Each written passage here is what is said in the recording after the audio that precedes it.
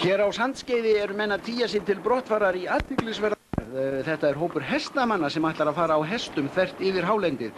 Sundi Jóhannsson er einn leiðangursmann. Þið eruð að leggja í hann, Sundi? Já, já. Hvernig leggst ferðin í ykkur? Já, bara vel, Þetta var heimskuleg spurning, fyrirgefðu. Ha, hvað? Nei, menn auðvitað leggst ferðin vel í ykkur, annars verði að fara þetta. Þið myndi ekki fara ef ferðin legðist illa í ykkur, það? Nei. Mitt er svona að segja að þetta var heimskuleg spurning, fyrirgefðu. Nú hafa heyrst raddir að það sé kannski verið að leggja full hart að skepnunum. Það sé ekki góð meðferð á dýrum að nota þau á þennan hátt sér til skemmtuna. Hvað vilt þú segja um það? Ertu sammála þessu? Nei, ég það nú ekki. Auðvitað ekki fyrirgefðu. Ha? Auðvitað segir það sér sjálft, þú ert ekki sammála þessu, ég meina, ekki færir að fara þess að ferðu og væri á móti þessu. Nei, fyrirgefðu, þetta var náttúrulega alveg jafn heimskuleg spurning og svo fyrir. En þið svona eru að leggja í hann núna og þau komum hvað, til Reyðarfjarðar? Til Reyðarfjarðar, já. Já, akkur keyrið þetta ekki bara? Ha? Akkur keyrið þetta ekki bara, þeir eru mikið snegra því, minna vesinn, skjól fyrir veður og vindum og svona.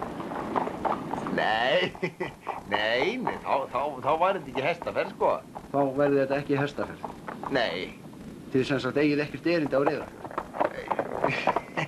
Nei, eiginlega ekki nema bara það, sko, að koma þangað á hestum. Býta aðeins, ég er ekki alveg sem ég hef skilið, þið eru semst að leggja af stað á hestum til Reyðarfjarðar, ekki satt? Þvert yfir hálendið, frekar en eftir þjóðveginum, ekki satt? Já, eiginlega langsum. Já, eða langsum, já. Án þess að eiga neitt erindi til Reyðarfjarðar annað en að koma þangað á hestum, er það sem þú ert að reyna að segja mér? Já. Til hvers? Tímið ekki fyrir bensíni? Nei, sko, við viljum bara vera á hestum. Þið viljið vera á hestum? Já. Og þess vegna farið þið á þeim til Reyðarfjarðar? Já. Þú verður að fyrirgefa að þetta er einhverju mesta hundalógík sem ég hef heyrt. Sko, nei, við þurfum ekkert að fara, þurfum náttúrulega ekkert endur að fara til Reyðarfjarðar. Við getum náttúrulega að fara hvert sem ef út í það farið, sko. Hvers vegna í ósköpunum varð Reyðarfjörður þá fyrir valinu? Bara það er lengst þangað, sko, lengsta leiðin. Nú er mér nóg boðið. Ha? Hvað sagði ég? Þetta var nú dropinn sem fyllti mælinn. Hvað, er ekki allt í lagi? Nei. Ertu að reyna að segja mér það að þið ætlið að þenja blessaðar skepnunar langsum yfir allt hálendi Íslands og alla leið til Reyðarfjarðar bara því það er mesta vegalengdin sem þið getið mistið þeim? Aðrir staðir eru ekki fyrir valuna því að Reyðarfjörður var sá staður sem kostar skepnundar mest erfiði.